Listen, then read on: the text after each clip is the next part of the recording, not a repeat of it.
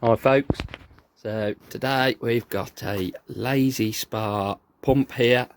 Apparently is pumping and heating, but keeps coming up with an error saying no flow. So we're going to take it apart, take the lid off and see what we can find. And we'll be back in a sec. Okay, so screws are out and we're around here. Take the lid off. There's a little cable clamp in here. Take that off so we can take the lid off. Right. So, what have we got in here then? So,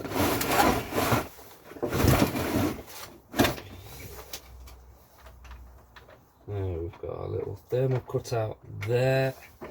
We've got a little flow switch here, which goes back along this sensor,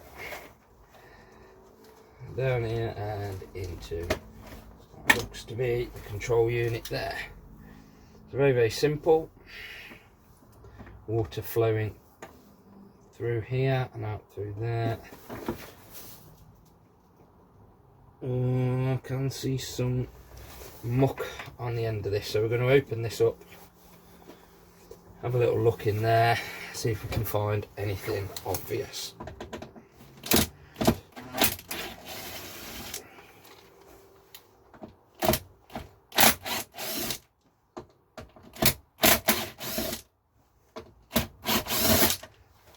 Okay, so I'll take all these screws out so we don't lose them.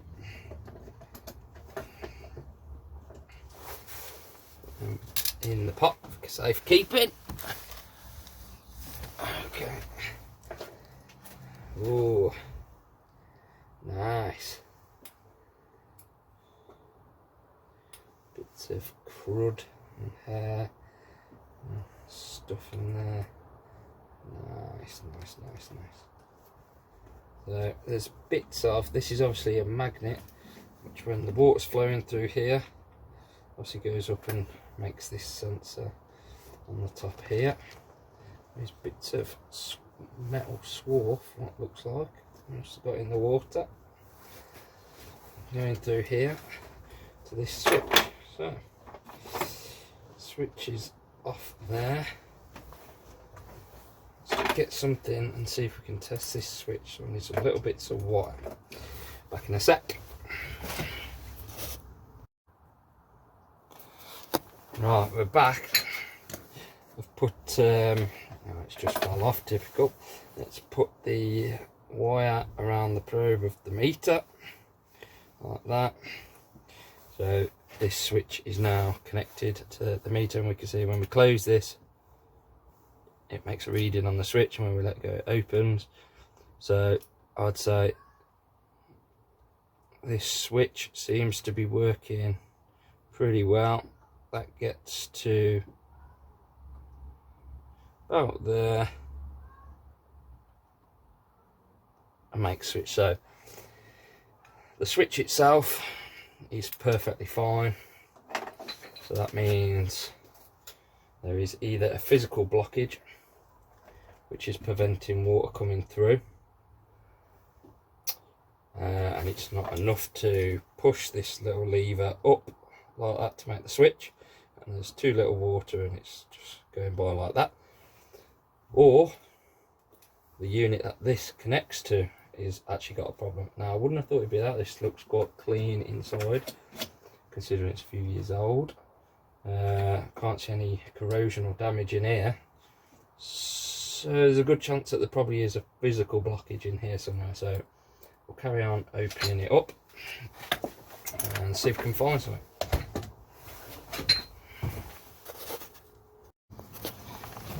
Right folks, so we've taken off the housing for the heater, which goes past the thermocouple. Just actually took it off to have a look down there, down the hole in here, to see if there's anything blocking that. Can't see anything. Something you might want to check as well, although this isn't the error that was being produced, but this is the thermocouple. To check this is working, we've connected this into the meter here. put it onto ohms, and just the heat of your hand, if you put that over there, you should see the value starting to drop there. That is showing that it is detecting heat, and the hotter it is, the lower that value will go. If you take your hands off, it should start cooling down in a second. That value should start rising again, which it's starting to do now. So that proves that the thermocouple itself is working fine. So we can take that off. There's no blockages down the tube, there's no blockages in this tube through here to the outlet. So this all looks good. The next thing to check here will be to see if there is a blockage through the heating element itself, although I don't think there will be. This actually looks incredibly clean inside in this unit at the minute. I'll take some more apart and I'll feed back shortly. Okay guys, so we've taken the heater element apart, which was this bit we've seen. So we've taken that off the end piece there. This is the heater element itself. So these are the two actual individual heater elements. This is a manifold block, so the water will flow up the one side of these three chambers, flowing down the back of here. Obviously these chambers are getting hot because of these two heating elements between all these jackets, which gets hot because it's aluminium. It's a heat sink, and it's got all these little ridges you see on, which help dissipate the heat. So the water flows through here effectively cold, gets heated up, it goes to the back, goes around an open end at the back across, comes back up again, getting heated all the way through, and then it comes out of this block, through the little block that was there, and out through the pump, through the flow switch, and out through to the hot tub. These can be quite prone to obviously getting debris on, because they're spiky here, so any bits of fluff or anything that would have managed to get through here could easily get caught, and there is some bits of residue in there, a few hairs and manky stuff. This bit has actually started to corrode a tiny bit. This bit's quite smooth, you can see on the back of the seal itself here, you can see there, and we've started to get some corrosion build up there, which looks like it would actually fail soon at some point. So we'll clean all that up before we put it back in, and we'll clean up the mounting surface there as well. But we have actually, you can see down there, but I've shone a torch down here, and these jackets are actually clear, so these are not restricting the water flow at all. So we'll clean this up and put this back together, and then the only place left to go now is through the pump itself, and through the other return pipe or inlet pipe, which I think is down the bottom there, which is probably where our source of the contamination is. Okay, back in a sec. Okay folks, we've took the bottom end off the tub now to get to the bottom of the pump, and this is what is normally fitted like that, drawing water in through the pump and out through to the heater. So we've taken the cover off the pump here, move that out of the way, and straight away you can see, if I sharpen that up, there is hair and nasty gunky stuff wrapped around the impeller. That stands a good chance that that's been restricting the water flow going through the tube, probably lowering it enough for it to trigger on the flow switch, therefore causing the error. So we'll take all that off, give it a good clean up. Hopefully that will solve the problem. We'll put it back together again, give it a clean up, and we'll do another video shortly. Right guys, we're back. So we've cleaned out the pump. I'm just about to reassemble the pump here. So we've actually taken the pump apart, actually took this impeller out. Little bung stuck in the bottom now. Give it a good clean off. Ready to go back together again. There was quite a bit of hair stuck around it. So we'll pop that in there. Quite a strong magnet on that. Feels a bit loose in there, but okay. I've got a bit of silicone grease here. Just going to put that over the O-ring which sits in here, just because it's not a new O-ring, it's been taken apart. I'm going to put it back in. Hopefully it'll just give it a little bit of a better seal in case there is any slight gaps in there. A little bit of silicone grease always helps. There's the lid all cleaned out, ready to go back together again. We're just going to line those two up together like that. Now aligned, lovely. Look at that. Horrible stuff that is. Okay. Now we'll put a couple of screws in just to hold it in place.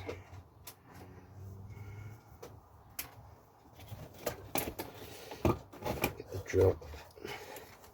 It's a bit of a boring process this, rather than we skip these bits, but we'll do this little bonus clip here just to show it going back together again.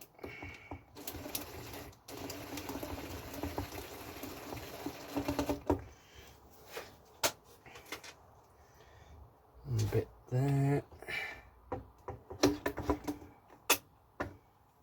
Oh, that's actually the mounting face, don't use that one. I'll just screw the washers already on that side.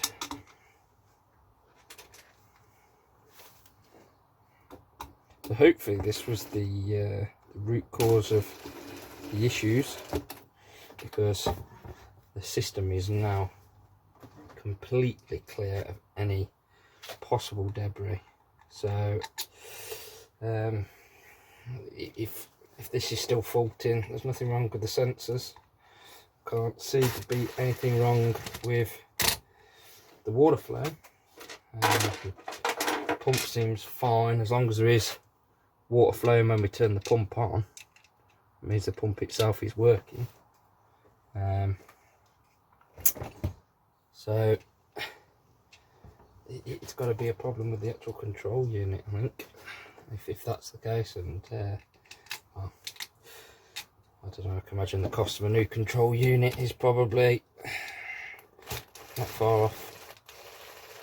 Probably buying one of these second hand as a replacement.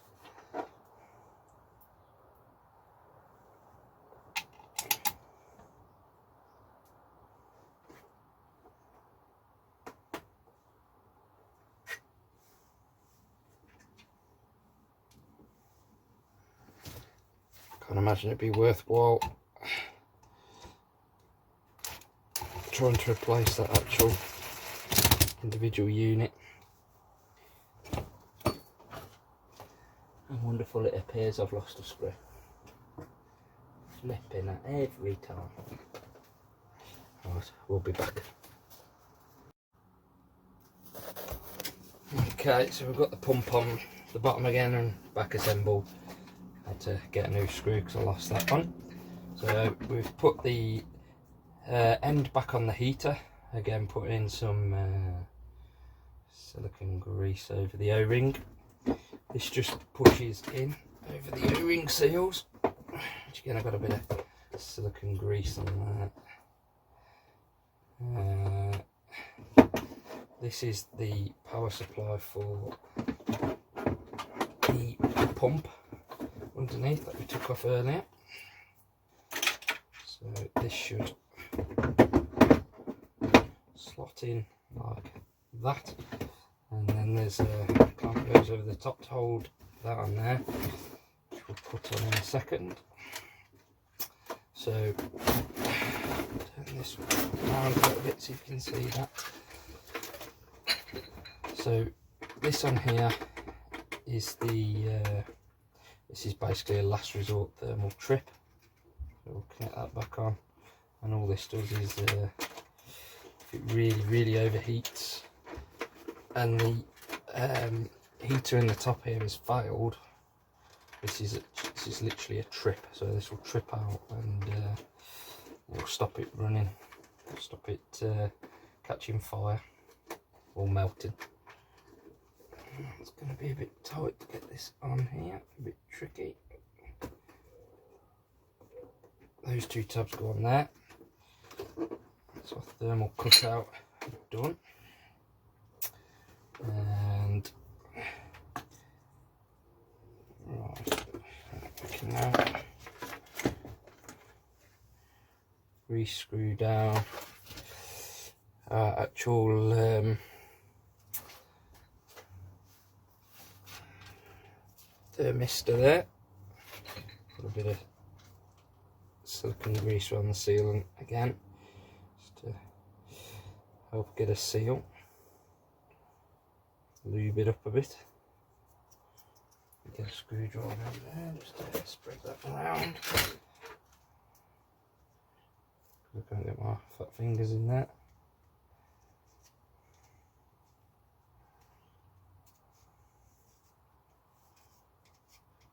Normally you'd like to replace the O-ring seals, but it's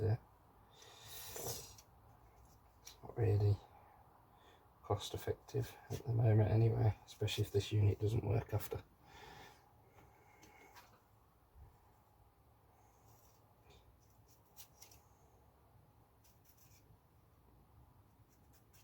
And I'm sure this will be fine once it's got the silicone grease in and it's been sealed down. Very unlikely this will be opened up again. I think this is already a good few years old, this unit. There we are, I've got silicone grease on there like so. Our 4 screws go into there.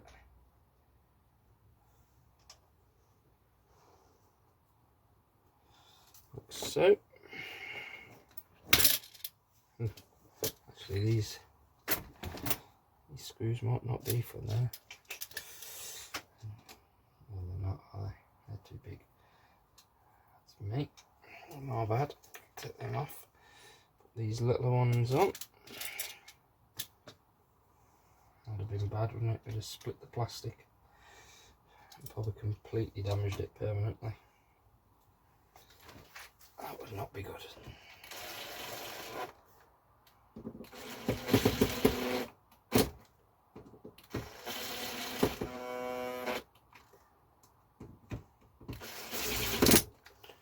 Okay, you see red plug,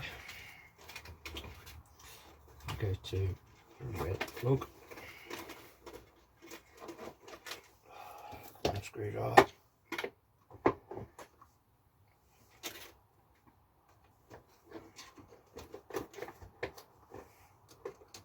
come on, through you go.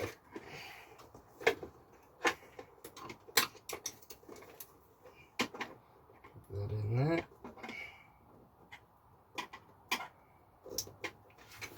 There we go. That's that one plugged in.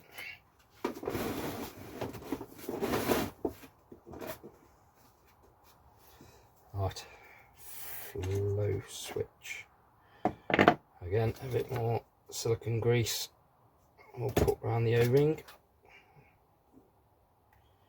Just get a good seal on that. Oh yes, look at that, fighter. Put that in there. And the grease also helps the O-ring stick in place when you're sealing it back together again. There's our flow switch, which will be going that way. So as the water flows through there, that will close that like that. Feels like a good seal.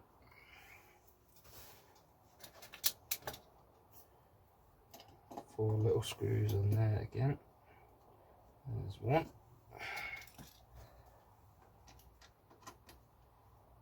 There's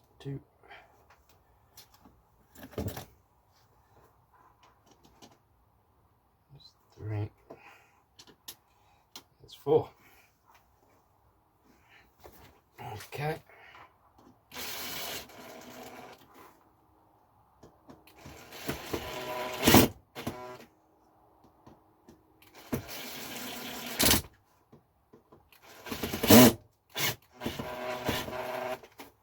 There's definitely no restriction in water flow now. Definitely.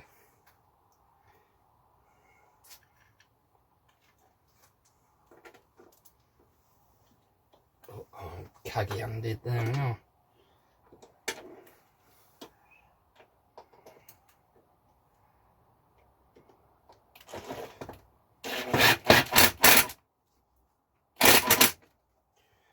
Screw that down. Hold it in place.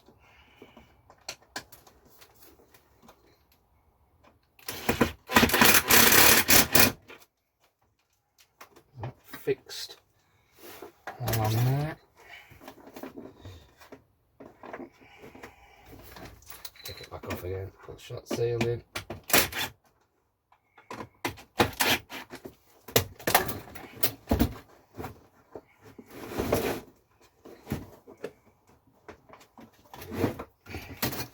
Seals in.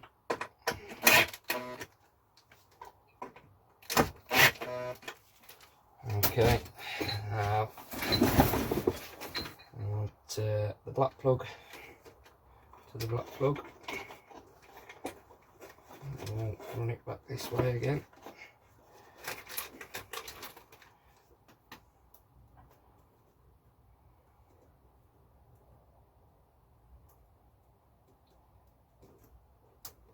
Yeah, that's connected back in there. Put these clamps back on there a sec.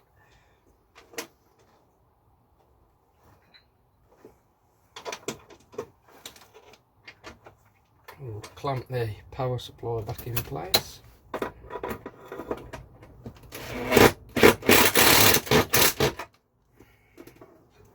one. Oh, and this one's going to be well awkward, isn't it? I'll have to pause the video for this one. Whoa. You know what? I'm going to use some silicone grease on the end of that screw to try and hold it.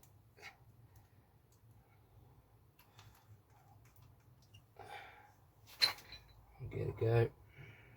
Be delicate here.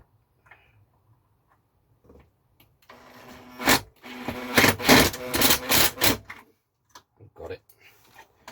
She's in. So that's the power supply locked in place. And this must be another thermo trip for the heater itself. So actually it gets wedged onto the heater. And this must be in the event there is no water in the unit. But it still managed to turn the heater on. It would still trip out. I don't know if this is a thermal fuse in here. But I'm not going to open it because it is a safety device.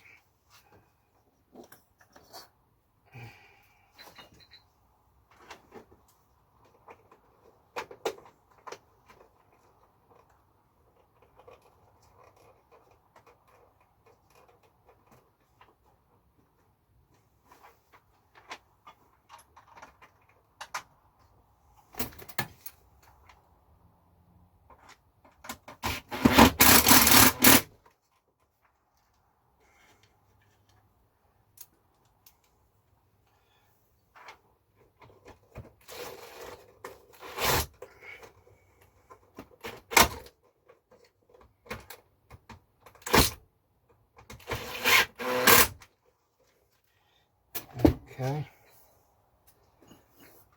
there should be one more clip to hold that down. Where have I put that? That could be anywhere. I've really got to tidy up this workshop. It's a right mess, stuff everywhere.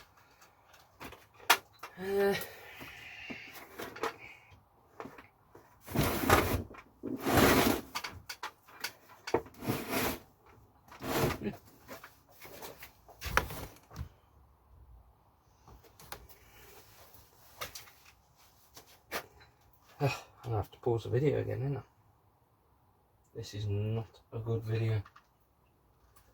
Right, I'm back in a sec.